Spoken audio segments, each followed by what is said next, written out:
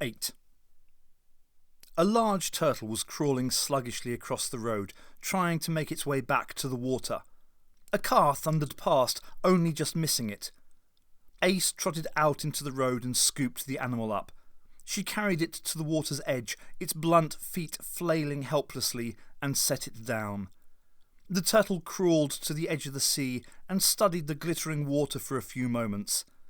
Then it looked up at Ace, tiny eyes in a shriveled face, and turned in a slow circle and started back towards the road.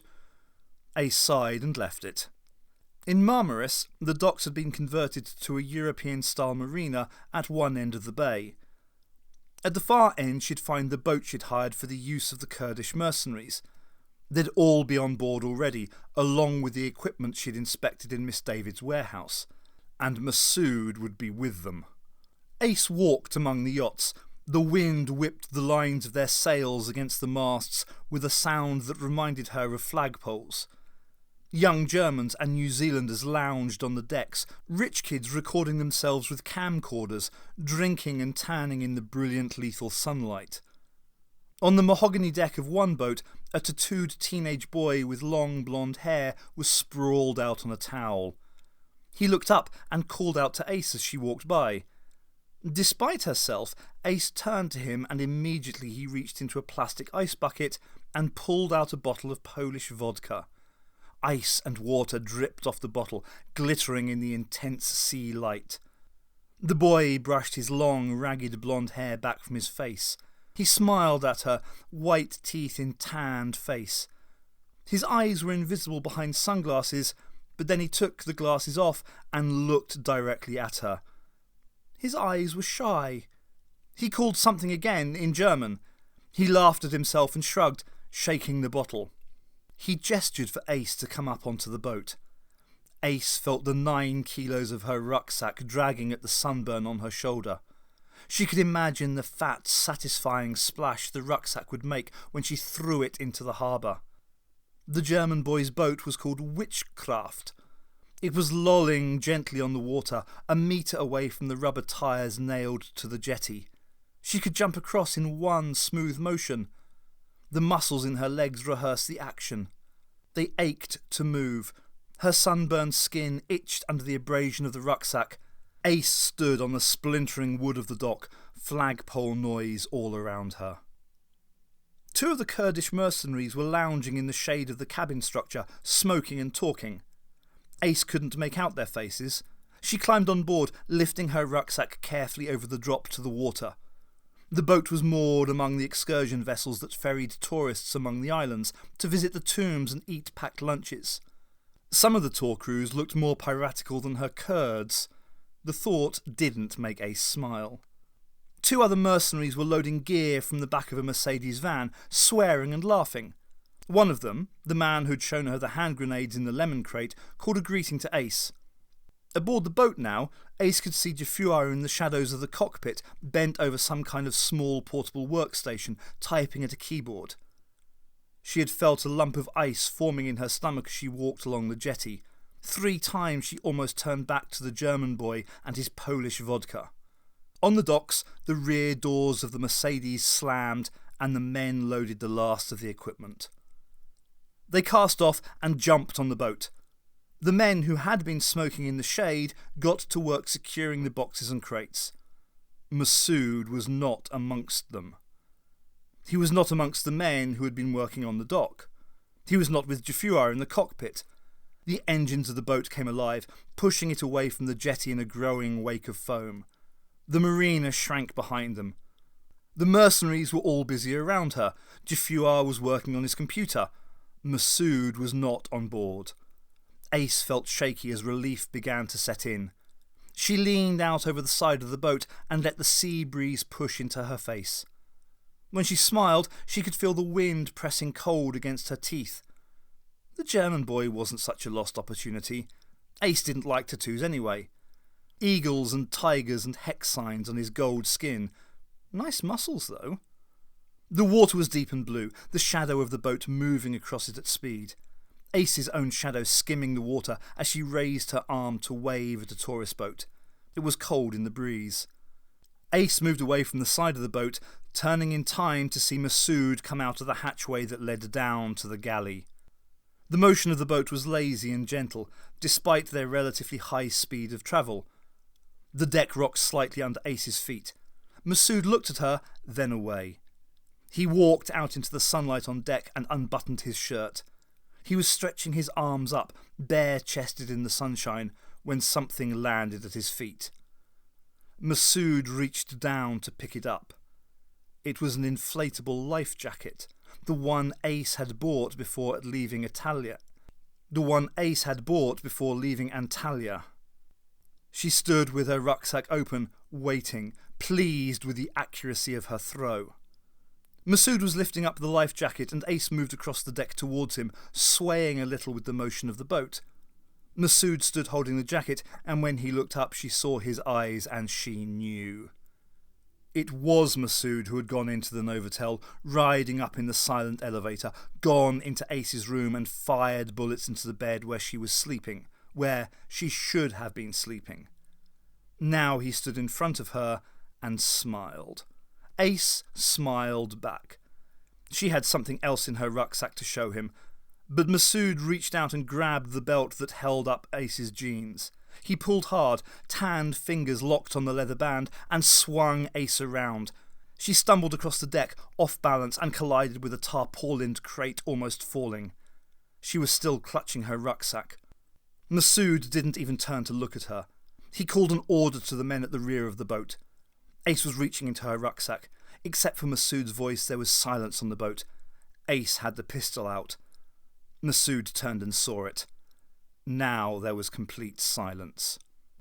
"Jump into the water," said Ace in Turkish. The grammar might be wrong, but the meaning would be clear enough. It was one of 2 phrases she had memorised on the road from Antalya, working with a Bolitz book and a flashlight in the dark bus while tourists snored on either side of her. Masood stared at her for a moment. Ace squeezed the hand grip on the python, holding the pistol with both hands, and thumbed the safety catch off. Masood watched her calmly, then strode back down the boat, coming towards her. Ace repeated the phrase, clearing her throat. Masood was laughing. He was close to her, his open shirt flapping in the breeze, lazily scratching his bare chest. Then Masood stopped. He was looking down at his chest. There, on his dark skin, was a pale green lozenge of light. Masood looked up at Ace. The light was coming from the sighting mechanism on the python. It indicated exactly the path the bullet would follow if she pulled the trigger. It moved when Masood moved. He scratched his chest and he watched the spot of light ripple and flow across his fingers. When he moved his hand away, it hovered just over his heart. Masood looked at Ace. The other mercenaries were all watching them. Jafua had come out of the cockpit and was standing in the doorway. For the 3rd time, Ace repeated her phrase. Masood didn't move. Ace lowered the python, the spot of light sweeping down to rest on the deck between Masood's bare feet. The bullet blew a neat hole in the plastic imitation teak veneer deck surface. Masood didn't flinch.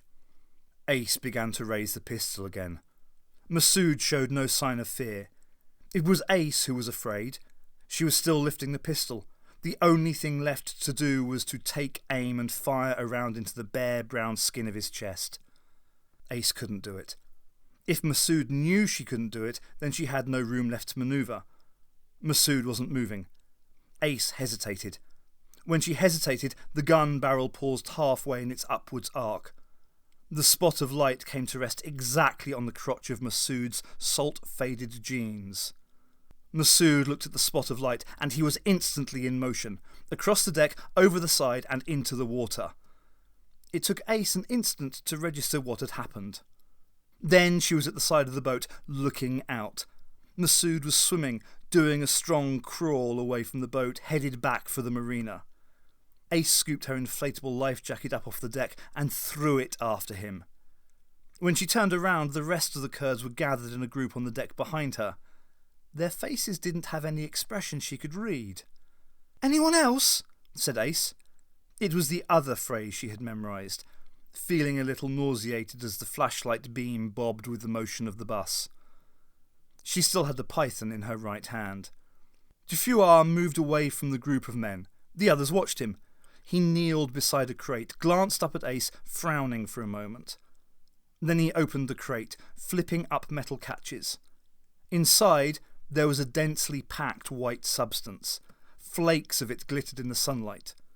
Jaffuar dug his hand into the ice and pulled out a can of beer. He threw it across to Ace. She almost dropped her pistol, catching it. The Kurds laughed. Jaffuar grinned, kneeling by the cooler, digging out cans. Ace could see the tombs on the island hillside, caves with ornamented openings, old ruined pillars surrounding the entrances, shadow in the heavy orange light as the sun descended.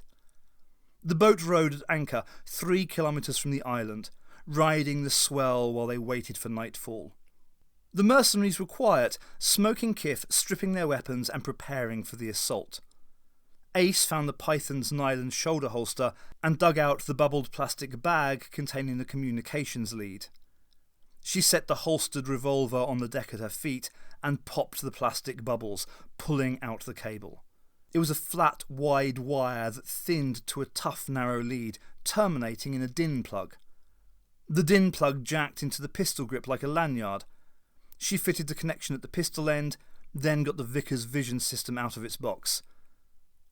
For a moment, Ace thought someone had taken the Vickers and substituted a different, cheaper unit. Then she realised that the helmet had been repainted for combat, streaked crudely with black and tan emulsion in a broken camouflage pattern. Ace tucked the flat section of the wire around the inner circumference of the helmet liner and gently worked the flat tongue connection into the output slit. The first beer can landed too close to the boat and floated back towards her. The second one she half filled with seawater, so it was heavy enough to travel a decent distance when she threw it. The can splashed as it hit, and the motion of the water carried it further away. Ace watched it twist and adjust itself in the moving sea. When the can was out of sight, she put the Vickers helmet on. The stereo eye screens offered glowing grids and menus superimposed on the image as Ace called up the scanning option. Using the switch on the chin strap, she quartered the expanse of sea behind the boat, dividing it into a series of search areas. It took so long that Ace began to wonder if the can had gone under, but after 3 seconds the helmet had located it, still bobbing upright, weighted by the water already in it. Ace zoomed in closer until the Japanese brand name began to fill her field of vision. A smiling baseball player beamed at her above the lager logo, winding up to pitch a fastball.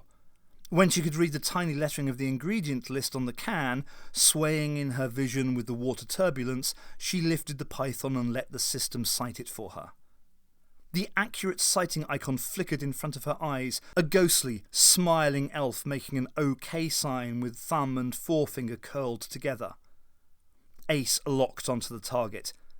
At this distance, the act of pulling the trigger with her finger would disturb the aim of the weapon. The icon of the Vickers elf flickered on and off as she adjusted the aim to allow for the motion of the can, the motion of the boat, and the muscle tension in her arm. She used her eyelids to cut the trigger out of the firing circuit, took the software safety catch off, then blinked her eyes to fire. The bullet tore into the middle of the lettering describing the beer's specific gravity. Metal twisted under impact, enormous sharp edges sprouting, apparently so close to her eyes that she instinctively blinked and the pistol automatically fired again. The second bullet drove the can under a shallow wave. The can turned over, spun and sank, drifting down to the ocean floor to join 10 million others. Ace was careful to switch the system off before she blinked again. When she took the helmet off, the sea breeze was cool on her scalp, sweat heavy in her hair. That was one of the dangers of using the system in the daytime. Ace remembered the photographs of Australian soldiers in Indonesia. They always wore raffish silk scarves spun into thin cylinders and tucked around the edge of the helmet to keep the sweat out of their eyes and out of the vision system circuitry. Ace wouldn't have that problem. She'd be wearing the helmet in the chill of night. Ace unplugged the cable from the hand grip of the python. She set the pistol down on the deck between her feet, mechanical safety engaged. The helmet was resting on top of the beer cooler where she'd left it. Ace reached down and picked it up with her left hand. The cold of the chiller box had left a slick of moisture on the smooth plastic of the helmet. It slipped as she lifted it. She lost her grip entirely and the helmet fell towards the deck. Ace grabbed with her right hand and missed. It shouldn't have mattered. The helmet itself was virtually unbreakable. Only the glass blindfold of the vision screen was vulnerable. As the helmet fell, it spun neatly in mid-air so the screen was towards the deck. Even then, it wouldn't have mattered if the pistol hadn't been lying there. But the helmet landed on the Python, the delicate glass of the viewing system connecting with the steel frame of the pistol with a sickening, intricate crash. Ace picked up the helmet. The wide, curved bar of glass that formed the optical unit hung loose from the helmet's rim. A thin band of cable was visible connecting the two. Ace hit the on switch. The miniature screens of the eyepieces remained dark, but the laser lighting mechanism glowed faintly above them. Then the retina scanning beam flashed out, a hairline of intense hot red. The beam sliced across the interior of the helmet, taking a best guess route directly through where the wearer's right eye should have been. The laser scorched a stinking brown burn in the plastic lining low in the back of the helmet. A tiny hole bubbled in the outer surface of the helmet. The glowing thread of the laser beam broke through the back of the Vickers and shot across the boat. Ace hit the off switch before the beam could encounter some ammunition or a fuel tank. She swore savagely. "By British," she said, and threw the helmet to the far side of the deck, where it rolled away into an open hatch of the bilge. The tombs on the island were still visible, but as she watched they were disappearing against the hillsides in the gloom. Using her flashlight, Ace took the black envelope from her rucksack. The word Ace glowed on it, milky and luminous. She opened the envelope and had a final look at the map the doctor had provided. Then she read his instructions again, a single page of his scratchy fountain pen handwriting. On the sheet, the doctor described the general disposition of the enemy encampment, their equipment, including weaponry and a generator, and the probable numbers of personnel.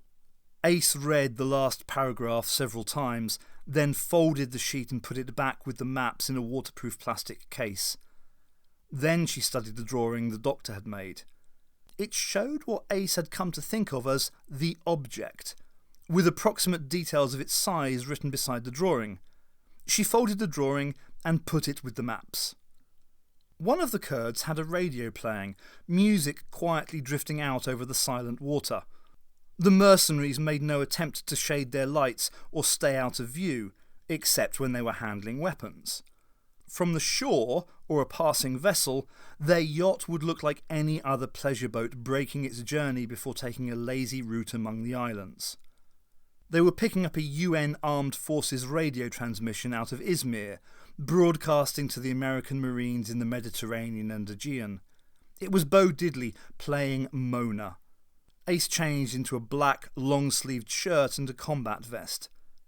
She remembered the first time she'd heard the song played on scratchy vinyl in a tiny hot room in a boys' college, years ago and on the other side of the world. Her boots on the floor heavy with mud beside the boys. His older brother had been in the Bromley contingent. Gas fire on high and the door locked.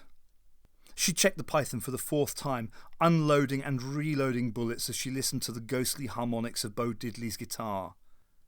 This riff had first been played in a studio in Chicago in 1954, travelling out through the pickup of an electric guitar coded as phantom patterns on magnetic tape, decoded through loudspeakers and radio towers. The song she listened to was coming at her out of the past, out of a tobacco-stained room half a century away. In a sense, it was still the original signal, still coming out of that box-shaped guitar with the Gretsch neck in Chicago in 1954, still travelling. The sound waves had moved on, spreading outwards, but the electronic signal still propagated along a less predictable route. Ace watched the red dot of a burning cigarette travelling back and forth amongst the Kurds. Jafuar came forward, holding the stub of it between his fingers, politely offering it to Ace. Ace bobbed her head, lifting her chin. For the first few days in the country, she had still been shaking her head in response to questions. In Turkey, that meant yes.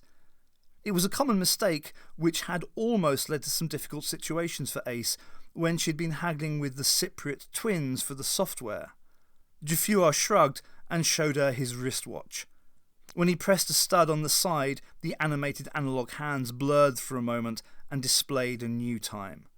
Jafua released the stud and the hands on the watch reverted to their old position. He walked back to his men, still holding the cigarette. Ace checked her own watch. They would go in and land on the island in an hour's time. The radio played another song by Bo Diddley, then another. The armed forces DJ seemed to have fallen asleep. The CD kept spinning on its transport, decoded by laser, sending its data out from a radio control room 500 kilometres away. I'm just 22 and I don't mind dying. The moon was up when they launched the dinghy. The black rubber shape slapped the water as they lowered it over the side, settling, then riding the swell. Ace was the second person aboard, sitting in the front beside Jafua. She had a flat metal can of black dubbin she used for waterproofing her DMs. Now she thumbed the can open and applied the dark grease to her cheeks as the men behind her paddled. Jafua studied her blackened face and nodded with approval. He borrowed the can and then passed it back to his men. When the blades of the paddles touched sand, they slid over the side of the dinghy and pushed it in through the last metre of shallow water to the shore. The Kurds were professionals. They dispersed in silence, the only sound the water on the beach and the faint hydraulic punching of the gasoline generator near the encampment. Jafua touched Ace on the elbow and she moved off with him, up the hillside, away from the sound of the generator. When the moon emerged from the film of clouds, you could see the sentry quite clearly. He was moving along the skyline, holding some kind of automatic weapon with a jutting magazine. The weeds were stinging Ace's eyes. She moved her face back out of the clump of long stems. The sentry was looking away from her now. She slithered silently back down the slope.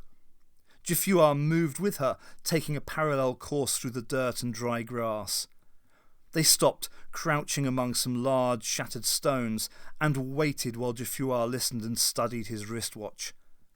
They could hear the sentry and, when they peered over the rim of the stones, see him following his route. They watched for a long time, watching until the pattern was definite. He was patrolling a measured interval, walking away on the hill crest until he reached a patch of heat-stunted trees, then turning and walking back towards the ring of stones where Ace and Jafua were waiting. Jafua had drawn a knife from a sheath on his webbed belt. The blade was dim, blue steel, chemically dulled so it wouldn't reflect light and betray his position. The blade was an unusual slim shape, tapering symmetrically to an acute point like a thin, flattened spike. No sawing or carving teeth on either side of the blade. There was really only one thing you could use a knife like that for. Ace moved away from it when Jafua set the knife on the ground between them. Jafua rolled over on his back and lay looking up at the night sky. Particulate pollution drifting across from the mainland made the stars look faint and blunt.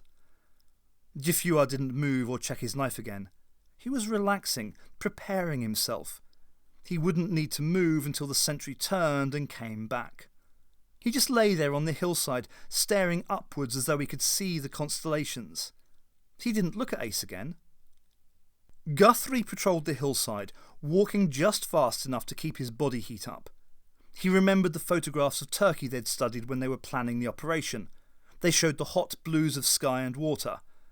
Nobody mentioned how cold the nights would get. From where he stood now, Guthrie could see the encampment, the 3 tents, 2 for personnel and 1, a smaller lean-to, for the generator. In the minute or so he spent watching, no one moved between the tents. He could see lights on in 2 of them, a soft glow through thin orange canvas, and the bare bulb burning beside the generator. At the other end of his hilltop patrol, he had a good view of the best natural harbour on the island. If trouble came, it would come from that direction. Perhaps a landing on a night like this. Guthrie felt a prickling of anticipation. He would watch for boats coming in. In a moment he would turn back and walk that way. But now he paused among the stand of dwarfed and twisted trees. He was supposed to maintain a steady sweep of the hilltop until 3 o'clock, when Sean would come and take over the watch. He should be starting back to survey the other end of the island. By now he should already be watching over the bay. But Guthrie felt suddenly lazy. There was no particular hurry. He flexed the muscles of his arms and adjusted his gun so it rested more comfortably in his grip. He leaned back against a tree. The dry old wood creaked under his weight. He moved away, following the path through the weeds, but still not swinging back towards the other side of the hilltop. Why hurry? Maybe he wouldn't bother with the other sweep at all. Leave it to Sean. He was moving in the opposite direction now, feeling the ground under him beginning a gradual downward slope. Down towards the camp. The path led him down among the wild herbs growing on the hillside. After the heat of the day, their fragrance was intense. The smell made him feel slightly nauseated. Warren always used those herbs when he cooked for them. Warren was ridiculous. Even a girl would have been more use than the fat idiot.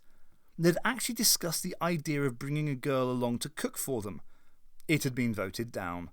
So they were stuck here with Warren feeding them. He had even once cooked them fish, thinking that the Mediterranean would be cleaner than his native American waters. Presumably because you didn't find syringes on the beaches here. Yet. There had been illness in the camp for days after the fish. Guthrie had been doubled over with stomach cramps. If he hadn't been so weak, he would have smashed Warren's face in with a rifle butt. Guthrie turned away from the herb smell, starting back on the other sweep of his patrol. He marked the end of this perimeter by a cluster of huge broken stones just down the hillside. As he walked, he imagined the obese figure of Warren in front of him, in the sights of his weapon. The thought led to other images of combat. Adrenaline mixed into his blood, waking him up fully. Again, he thought of an assault from the sea, by night. All his senses sharpened. Now Guthrie imagined that he was about to be attacked. He felt for the safety on the gun he carried. It was a weapon developed in South Africa for riot applications. The magazine held 512 rounds, which could be dispersed in less than 7 seconds. It wasn't accurate, but it was thorough. Guthrie rehearsed combat scenarios in his head, excitement releasing more adrenaline inside him.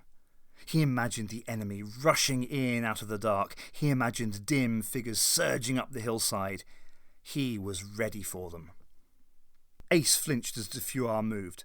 The figure of the sentry had appeared on the hill above, and Jaffuar was already on the last metre of the slope, running silently. In the moonlight, he became an indistinct grey shape against the grey rocks of the hillside. The sentry turned just as Jaffuar swept onto him. The shapes of Jaffuar and the sentry merged in the colourless light, then flattened as the two figures tumbled to the ground. Ace heard abrasive scuffing noises as heels dug frantically into the dirt, digging for grip, then a single grunt, then silence. Nothing moved on the hilltop. Ace waited a moment, bracing herself. Then there was a burst of sound so strange it had Ace on her feet and racing up the slope. Jaffuar crouched on the ground over the sentry. The sentry's eyes were moving quickly, specks of reflected moonlight shooting across them. They fixed on Ace wide with fear. Jaffuar had one hand tight over the sentry's mouth. The other hand trembled a little, holding his knife. The blade, still clean, was pointing away from the sentry's body. The sentry had been wearing a Walkman, and the headphones had come loose when Jaffuar had slammed him to the ground.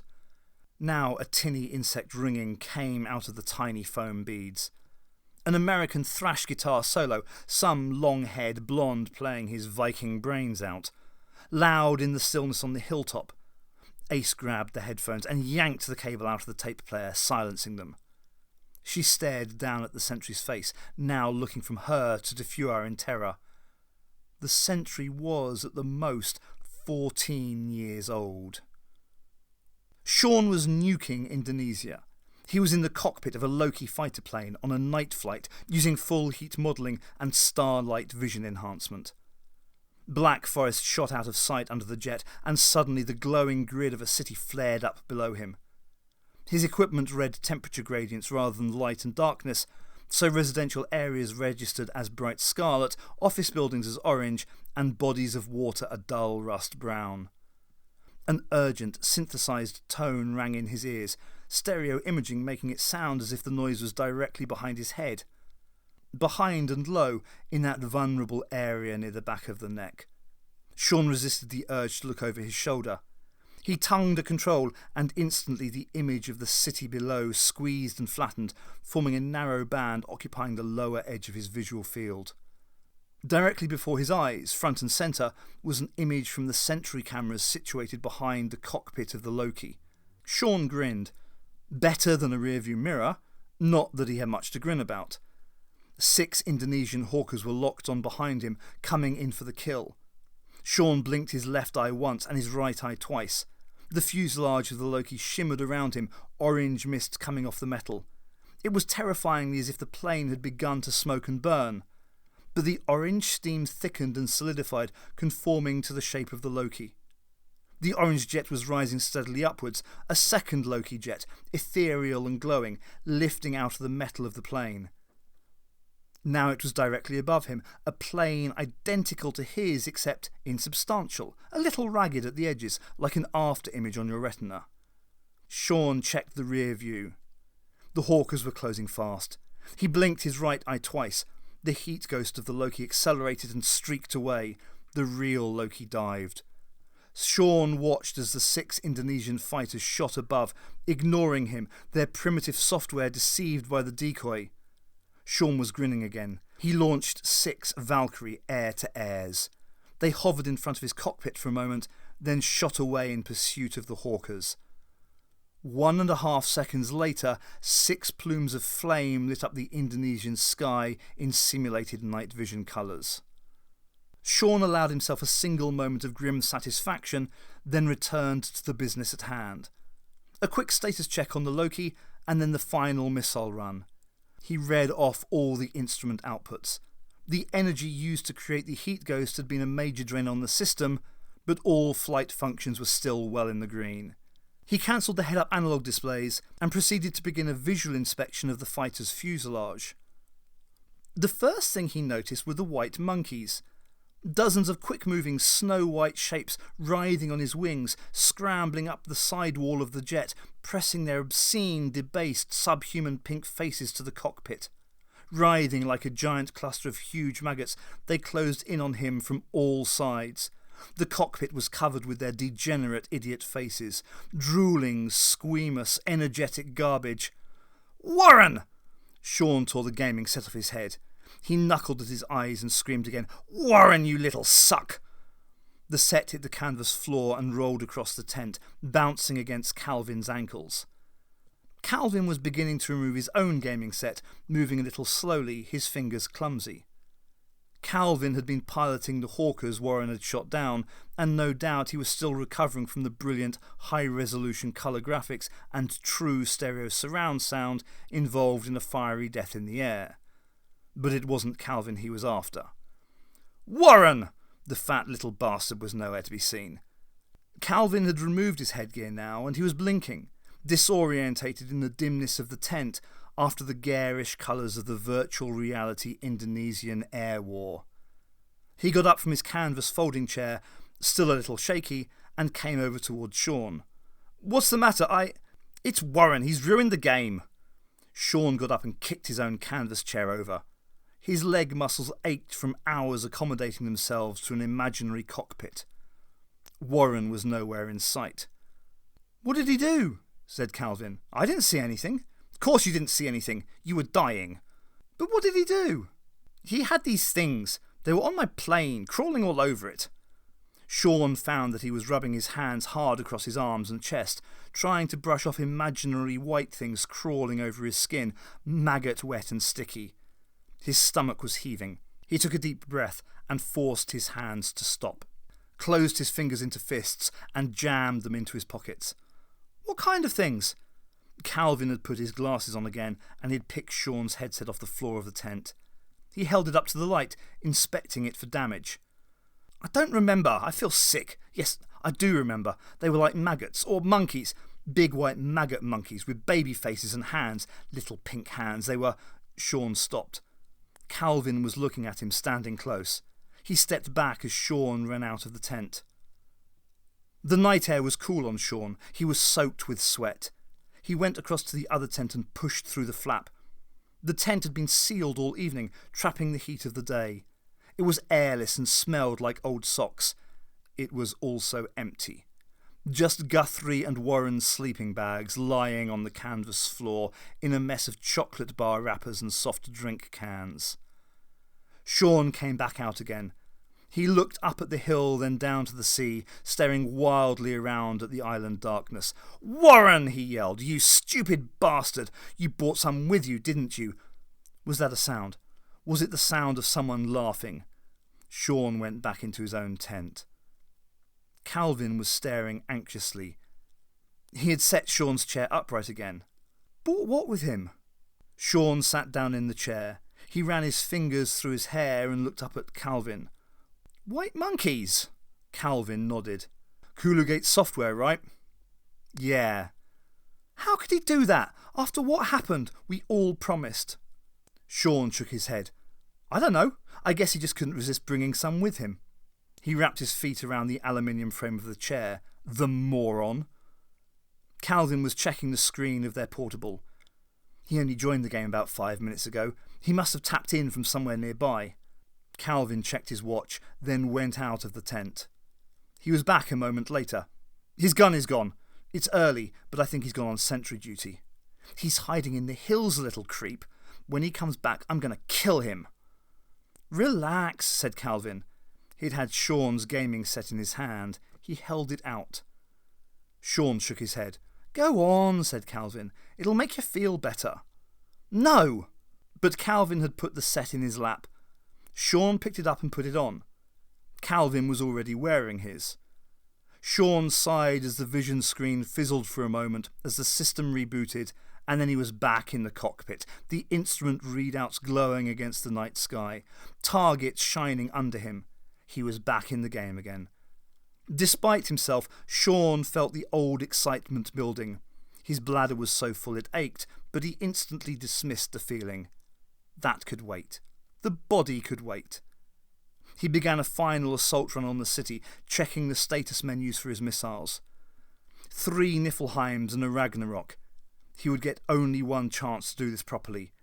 Even if he escaped the immediate blast of his own missiles, the nuclear payloads were dirty enough to give him a lethal dose before he was out of range. This game's scenario was what was known as a bag run, as in getting sent home in a bag. A suicide mission. Sean dismissed any feelings of fear. He allowed himself to think only about the target and victory for his nation. When the stakes were high enough, you could achieve anything.